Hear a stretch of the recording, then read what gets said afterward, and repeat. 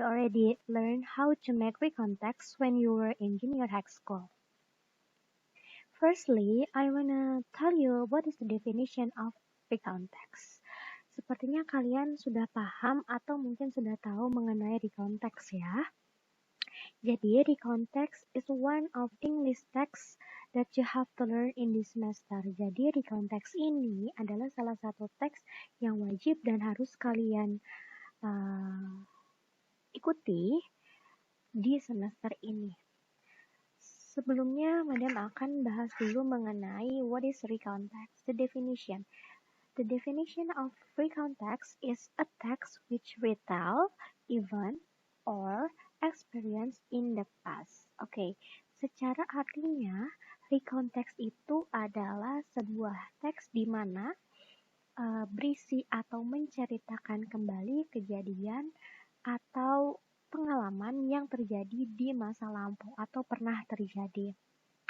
So, the context is already past, already happened. Jadi, di recontext ini adalah kejadian yang mana sudah terjadi sebelumnya. Sudah terjadi sebelumnya, misalnya kemarin pun sudah terjadi ya, dan itu termasuk in the past. Okay? Move to the purpose. What is the purpose of recontext? Tujuan dari recontext itu apa ya? Okay. The purpose is to inform or to entertain the audience about experiences in the past.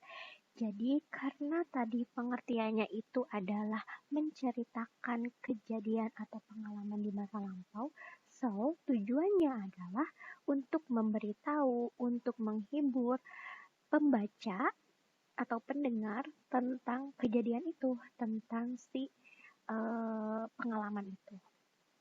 So, that is the definition and the purpose. Jadi, intinya adalah recontext biasanya itu berisi tentang pengalaman kalian. Misalnya, apakah itu pengalaman yang happy, pengalaman yang menyenangkan, atau bisa aja yang sad. Okay? Maksudnya misalnya pengalaman recontext kalian tentang berlibur. Nah, itu kan satu ke pengalaman yang sangat menyenangkan ya. Atau mungkin sad story, misalnya ketika kalian kehilangan kucing kalian, atau misalnya kalian mengalami kecelakaan. Nah, itu termasuk juga ke dalam recount, karena itu sudah terjadi dan kalian alami. And then, move to the types of recount. So, there are 4 types of recount. Ada personal recount, ada factual recount, ada imaginative, and then historical recount. I think you were making personal recount text. Kalian pernah membuat recount text mengenai personal ketika you were in junior high school. Jadi, recount yang kalian buat adalah personal recount tipe yang nomor 1. So, what is the differences between them? Apa perbedaan dari keempatnya? Yang pertama, di sini sudah tertera jelas personal. So, it means in that text, kalian betul-betul mengalami kejadiannya dan itu betul-betul pengalaman yang kalian alami. Jadi, biasanya personal recount itu menggunakan subjek I. Jadi, itu berdasarkan kejadian yang kalian alami. Itu personal recount. And then, kalau factual recount, di sini ada fact. Berarti, based by the fact, berdasarkan fakta. Apakah ini bisa menjadi personal recount? Bisa saja. Apakah personal recount itu tidak termasuk faktual, Miss? Faktual juga, namun si factual recount biasanya itu ditulis atau menjadi laporan polisi. Misalnya, ada kejadian kecelakaan nih. Nah, biasanya si polisinya itu membuat factual recount. Intinya adalah ketika factual recount itu based by the fact. Pokoknya itu berdasarkan fakta. Kejadiannya itu betul-betul terjadi. Tanggalnya betul-betul terjadi di tanggal itu dan waktunya pun sama. Jadi itu factual recount. Jadi personal recount juga bisa termasuk juga ke faktual ketika itu betul-betul terjadi di waktu yang tepat. Okay? And then move to the imaginative. Imaginative. Di sana ada imagine. Berarti itu adalah bayangan atau kalau bahasa sekarang mungkin kehaluan ya, halu. Jadi imaginative itu kebanyakan atau ceritanya itu yang kalian bayangkan tapi tidak terjadi sebetulnya. Misalnya gini, kalian mau membuat sebuah recount text tentang perjalanan kalian ke Europe, or you go to the Korea. Nah, di sana sebetulnya kalian tidak mengalami hal tersebut, tapi kalian imagine, membayangkan kalau kejadiannya itu fiktif istilahnya. Jadi dasarnya atau kesimpulannya si imaginatif itu bersifat fiktif, jadi buatan kalian. Oke, move to the historical recount. Yang terakhir, historical. Oke, di sini ada kata history. History itu adalah sejarah. Nah, jadi historical recount itu lebih ke cerita bersejarah.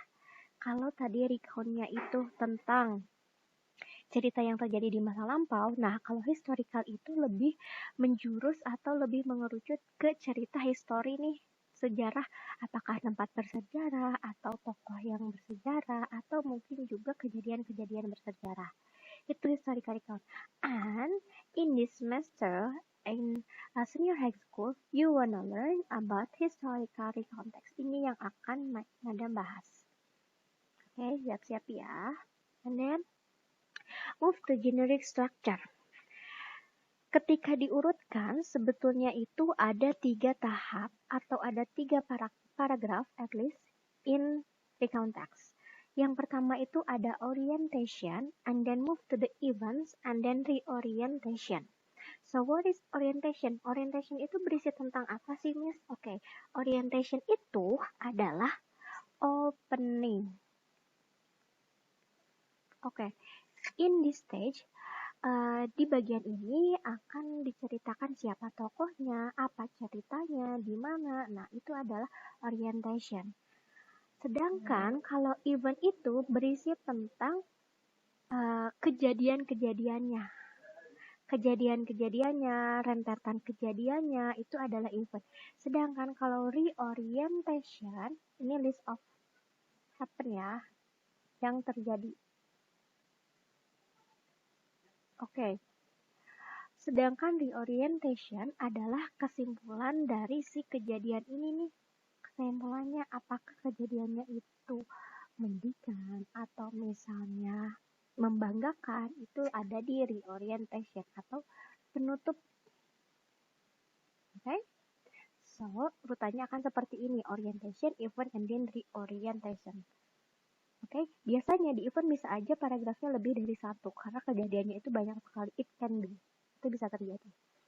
And then move to the language features. Lalu, apa aja nih unsur kebahasaan yang perlu and you have to use when you gonna write recount text? The first is simple past tense. Sudah pasti kita menggunakan past tense karena si kejadiannya itu sudah terjadi ya, sudah terjadi di waktu lampau. Jadi kita menggunakan verb 2. Okay? And then yang kedua adalah action verb. Action verb itu maksudnya gimana, Miss? Karena ini adalah kejadian, pengalaman, berarti akan banyak verba aktif atau verba tentang melakukan sesuatu. Misalnya ada makan, atau misalnya ada membunuh, misalnya ceritanya tentang peperangan. Berarti kita menggunakannya yang verb 2-nya, eat and kill. Ya, karena kita kan merajuknya ke sini. And then move to the noun phrase. Noun phrase-nya itu adalah kita spesifik nih, subjeknya itu siapa? Apakah I, apakah he, apakah she. Jadi dia lebih ke spesifik siapa si tokohnya. Sedangkan kalau adverb itu yang gimana sih? Adverb itu tentang setting. Adverb of time. Misalnya tentang time, waktunya kapan, nah itu. Sedangkan adjektif itu di sana akan ada ekspresi atau ketika kalian mengutarakan perasaan kalian. Apakah kejadiannya itu menyenangkan atau sedih? Jadi di sana akan ada kata sifat, misalnya I was happy. Atau enggak, mungkin it was good. Nah, di sana akan ada ekspresi tentang perasaan. Oke? And then the last is chronological connection. What is chronological connection? Connection. Koneksi itu adalah sambungan. Oke, berarti ada kata sambung nih yang menghubungkan dari satu kalimat ke kalimat lain, dari satu paragraf ke paragraf lain. Misalnya ada kata first, terus untuk ke kalimat selanjutnya otomatis akan ada next, and then after that akan ada si chronological connection. Oke? Jadi ketika kalian membuat recount text harus ada unsur-unsur ini. Oke, ada. Thank you for watching. See you next time.